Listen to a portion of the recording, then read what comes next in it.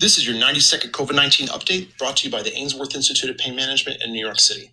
And today, we're going to be talking about ibuprofen. Is it safe to take with COVID-19? As always, I'm Dr. Corey Hunter, the Executive Director of the Ainsworth Institute and Assistant Clinical Professor of Physical Medicine and Rehabilitation at Mount Sinai. Ibuprofen is a widely used medication that's been around since the 1960s. It's safe, effective, and best of all, it's cheap. Most commonly, we use it for mild to moderate pain and fevers. But over the last few weeks, Americans have begun to question the safety of this ever-popular drug due to some information that came out of Europe and a statement made by the World Health Organization that has since been retracted. Ibuprofen belongs to a class of drugs known as nonsteroidal anti-inflammatories, or NSAIDs for short. You may also know it as Motrin or Advil, which are the name brands for ibuprofen. The source of the suspicion was a series of premature reports that came out of France in March of this year by a few doctors that were in the first few weeks of treating patients with coronavirus.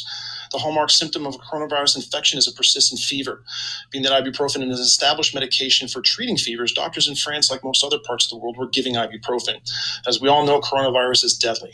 When doctors in France began to see patients on ibuprofen deteriorating, they naturally assumed it was the ibuprofen that was making things worse instead of the virus, so they'd never seen a virus or ever even heard of a virus move so quickly.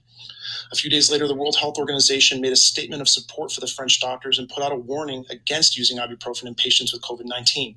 Fortunately, the statement has since been retracted due to a lack of evidence. And ibuprofen has been deemed safe to use once again, even with COVID-19. If you have any comments or topics you'd like us to cover in an upcoming segment, please email us at the address on your screen.